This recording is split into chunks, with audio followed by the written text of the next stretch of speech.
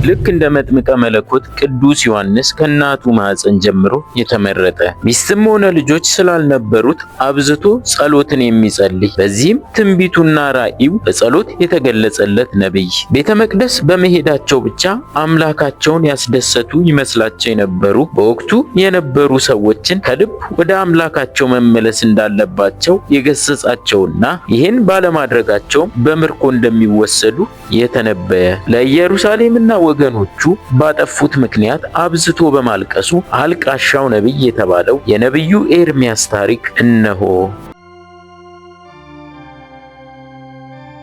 ኤርምያስ ማለት እግዚአብሔር ከፍ ከፍ ያደርጋል ማለት ነው። ከአራቱ አበይት ነቢያት አንዱ ሲሆን መጽሐፍ ቅዱስ እንደሚነግረን አባቱ ኬልቅያስ ይባላል። እናቱ ደግሞ ማርታ እንደምትባል የቤተ ክርስቲያን ትውፊት ያስረዳል። ትውልዱም ከካህናት ወገን እንደነበር ተጽፏል። ነቢዩ ኤርምያስ ለነቢይነት የተመረጠው ከእናቱ ማኅፀን ጀምሮ ይኸውም እንደ ነቢዩ ሳሙኤል ለመጥምቁ ዮሐንስ ማለት አንድም ሐዋርያው ቅዱስ ጳውሎስ በእናቴ ማኅፀን ሳለሁ የለየኝ እንዳለው ነቢዩ ኤርምያስ ለእስራኤል ብቻ ሳይሆን ለአሕዛብም ጭምር ነቢይ እንዲሆን በተጠራ ጊዜ ደንግጧል። ሕፃነ አእምሮ ነኝና ወዮልኝ በማለት አመንትቷል። በኋላ ግን እግዚአብሔር እስራኤልና አሕዛብን ከአምልኮተ ጣዖት ወደ አምልኮተ እግዚአብሔር ከገቢረ ኃጢአት ወደ ገቢረ ጽድቅ ትመልሳቸዋለህ፣ ሕፃን ነኝ አትበል፣ ሕፃነ አእምሮ ነኝም አትበል ተብሎ በተሰጠው ተስፋ መሰረት በረታ። በነቢዩ ዘመን በይሁዳ ነግሶ የነበሩት ነገስታት 5 ናቸው። እነርሱም አንደኛ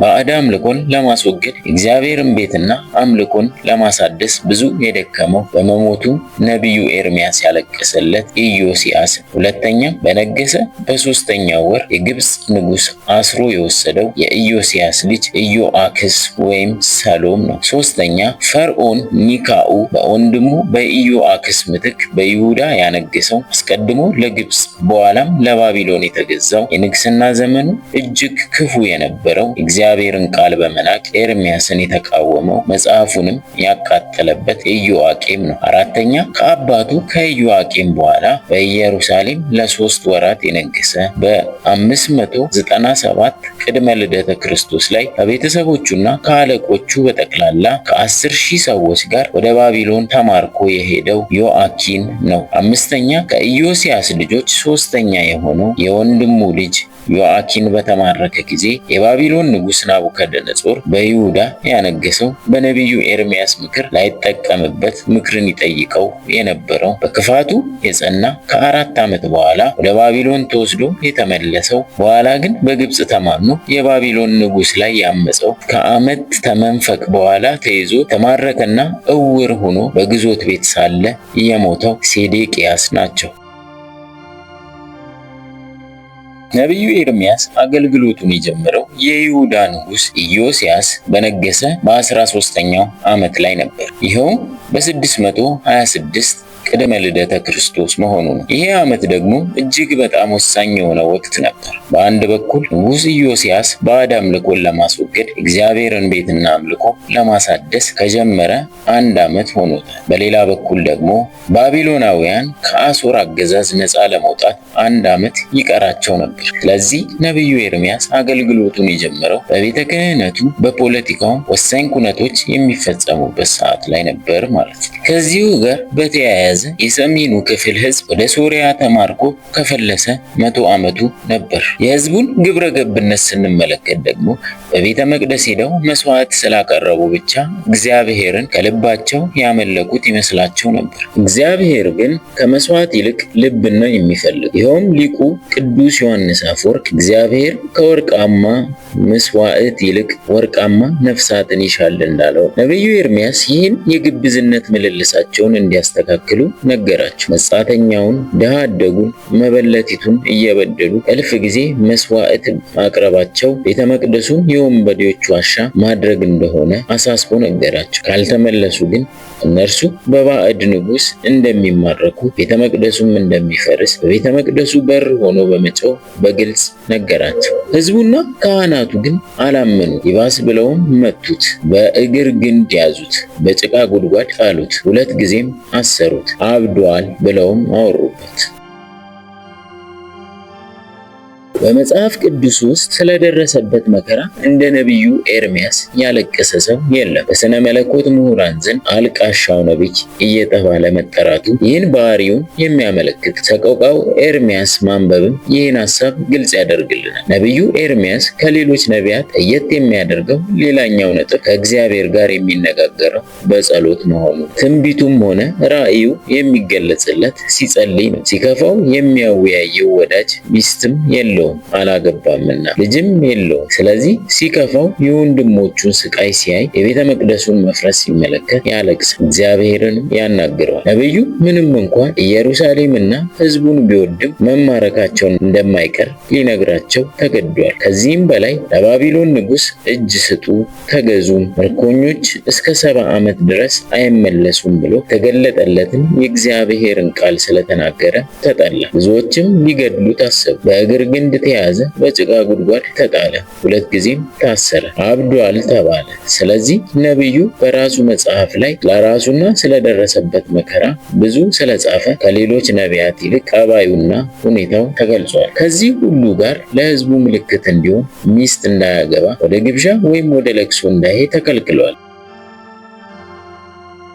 ነቢዩ ኤርሚያስ ትንቢቱን የተናገረው ከላይ በገለጥናቸው 5 የአይሁድ ነገሥታት ዘመን ነው። እግዚአብሔር ኤርሚያስን በጠራው ጊዜ የይሁዳ ሕዝብ እኔን ትተው ሌሎች አማልክትን ስላመለኩ ከሰሜን ጠላት አስነሳባቸዋለሁ ብሎ ነገረው። ኤርሚያስም ሕይወታቸው ወደ ሆነው እግዚአብሔር እንዲመለሱ ያለማቋረጥ ለ23 ዓመታት ይጠራቸው ይነግራቸው ነበር። እነርሱ ግን አልሰሙት። በዚያም በተጠራ በ23ኛው ዓመት ከሰሜን የሚመጣባቸው ንጉሥ ናቡከደነጾር በባቢሎን ነገሰ። እርሱም በይሁዳ ላይ ብቻ ሳይሆን በብዙ ህዝቦች ላይ እንደሚመጣ እስከ 70 ዓመትም ድረስ እነዚህ ህዝቦች ለባቢሎን እንደሚገዙ ተነበየ። ከዚህ በኋላ ባቢሎን እንደሚወድቅ ተገለጠ።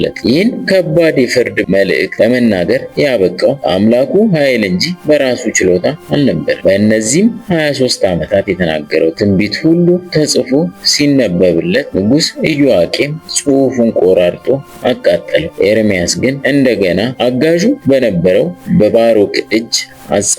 ሰዴቅያስ ከነገሰ ጊዜ ጀምሮ ኤርሚያስ ሰዴቅያስን ለባቢሎን ንጉሥ ተገዙ፣ በሕይወትም ትኖራላችሁ፣ ኢየሩሳሌምን አትጠፋም ይለው ነበር። ሰዴቅያስ ግን በግብፅ ስለተማመነ ደግሞም ስላመካኘ ለባቢሎን ንጉሥ እጅ አልሰጠም። ከዚህም የተነሳ በእርሱና በኢየሩሳሌም ላይ የደረሰው ፍርድ የባሰ ሆነ። ነቢዩ ኤርሚያስ የፍርድን መልእክት ብቻ የተናገረ አይደለም፣ ጨምሮም የተስፋ ቃልን ተናግሯል። እግዚአብሔር ሕዝቡን ከምርኮ እንደሚመልስ፣ ኢየሩሳሌም ታድሳ እግዚአብሔር ጽድቃችን እንደምትባል፣ እግዚአብሔርም ከሕዝቡ ጋር አዲስ ኪዳንን እንደሚያደርግ፣ ከዳዊት ዘር የሆነው ንጉሥ ነግሶ ስሙ እግዚአብሔር ጽድቃችን እንደሚባልም ተንብዮአል።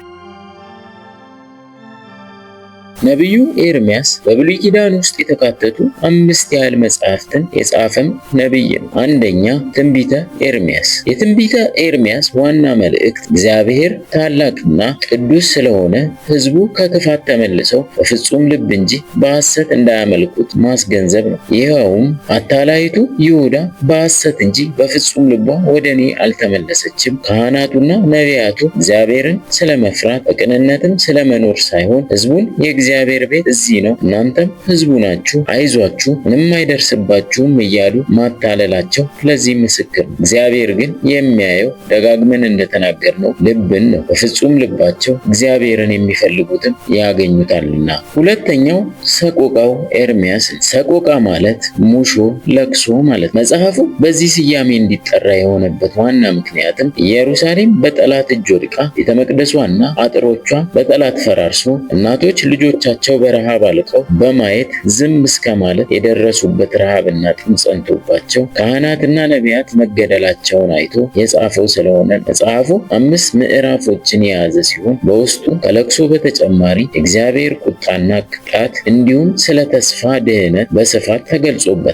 ሶስተኛው ተረፈ ኤርሚያስ የሰቆቃው ኤርሚያስ ቀጣይ ክፍል። መጽሐፉ ስለ ጣዖት አምልኮ ከንቱነት በስፋት ስለሚያትት አራያ መጽሐፍ ዘኤርሚያስ በሚልም ይጠራል። በሌላ መልኩ መጽሐፉ የጣዖታትን መልክ ለይቶ የሚያሳይ መጽሐፍ ተብሎም ይጠራል። አራተኛው መጽሐፈ ባሮክ። የዚህ መጽሐፍ ጸሐፊ የነቢዩ ኤርምያስ ታማኝ ወዳጅ ደቀ መዝሙርና ጸሐፊ የነበረው ባሮክ። ምንም እንኳ ጸሐፊው ባሮክ ቢሆንም በይዘቱ እግዚአብሔር ለነቢዩ ኤርምያስ የገለጠለት በመሆኑ ከትንቢተ ኤርምያስ ጋር በመደመር አንድ ሆኖ ይቆጠራል። መጽሐፉ ባሮክ በተማረከበት ሀገር በባቢሎን ሳለ ለኢየሩሳሌም ነዋሪዎች ጽፎ የላከላቸው ነው። በውስጡም በምርኮ ስላሉት የአይሁድ ኑሮ፣ ስለ ኃጢአት ኑዛዜ፣ ንስሐና ጸሎት እንዲሁም ለአይሁድ የቀረቡ ልዩ ልዩ ምክሮችን ይዟል። አምስተኛው ተረፈ ባሮክ። ይህ መጽሐፍ የመጽሐፈ ባሮክ ቀጣይ ጽሑፍ ሲሆን እግዚአብሔር ለባሮክ ለአቤሜሌክና ለኤርምያስ የተናገረው ቃል ሲሆን እስራኤላውያን በባቢሎን በምርኮ በነበሩበት ዘመን እንዴት ጠብቆ እንዳሳለፋቸውና በኤርምያስ መሪነት ምርኮኞቹ ወደ ኢየሩሳሌም እንዴት እንደተመለሱ የሚተርክ መጽሐፍ። መጽሐፉ ከላይ ለመግለጥ እንደሞከር ነው እግዚአብሔር ለነቢዩ ኤርምያስ የገለጠለትና በባሮክ እጅ የተጻፈ ነው። በአጠቃላይ ነቢዩ ኤርምያስ የእግዚአብሔርን አምልኮ በመተዋቸው ተጠበቁ፣ ንስሐም ግቡ፣ የእግዚአብሔር ቁጣው በላያችሁ እንዳይመጣ ብሎ የእስራኤልን ልጆች ገስጿቸዋል። ሁለተኛም ወደ ፈጣሪያቸው እግዚአብሔር ካልተመለሱ ንጉሥ ናቡከደነጾርን በላያችሁ እርሱ ያስነሳዋል ብሎ ትንቢት ተናገረ። እንደ ቃሉም ሆነ። ዳግመኛም ሕዝቡ ተማርከው 70 ዘመንን በምርኮ እንደሚኖሩ ትንቢትም ተናገረ። ደግሞ የክብር ባለቤት ጌታችን ኢየሱስ ክርስቶስ ለኩነተ ሥጋ እንደሚመጣና መከራ እንደሚቀበል የአስቆሮቱ ይሁዳ እንደሚሸጠውና የሽያጩን ዋጋ 30 ብር እንደሚቀበልም ተናገረ። ስለ ብዙ ስራዎቹ ትንቢትን በተናገረ ጊዜ አይሁድ ሊገድሉት ፈልገው ይዘው አስረው ገርፈው ከጉድጓድ ውስጥ ጣሉ። እግዚአብሔርም አዳነው። ነቢዩ ግን ስለ አይሁድ ይለምንና ይማልድም ነበር። እግዚአብሔርም ስለ እነርሱ ወደ እኔ አትማልድ፣ እነርሱ ከክፋታቸው አይመለሱምና አለው። ንጉሥ ናቡከደነጾርም የኢየሩሳሌምን ሕዝብ በማረከ ጊዜ ከእነርሱ ጋር አልማረከውም ነበር። ነገር ግን ከምርኮ የቀሩት ወደ ግብፅ ሀገር ወሰዱ። ነቢዩ የግብፅ ሰዎችን ሲያጠፏቸው የነበሩ በወንዞች የሚኖሩ አራዊትን በጸሎት አጠፋቸው። ከዚያም ወደ ባቢሎን ሀገር ወሰዱት። በዚያም የእስራኤል ልጆች ከምርኮ እስኪመለሱ ትንቢት እየተናገረ ሕዝቡን ሲያስተምር ኖረ። ነቢዩ ኤርምያስ ነገረ ሥጋዌ ማለትም የጌታችንን ሰው መሆንን በትንቢት ሲናገር ክፉዎች የአይሁድ የእስራኤል ልጆች የትንቢቱ ወራት ሲፈጸም የአምላክን ልጅ አምላክን አየሁት ይለናል ብለው በድንጋይ ወገሩትና በዚያው በሰማዕትነት አረፈ። የነቢዩ ኤርምያስ በረከትና ምልጃው አይለየን፣ አሜን።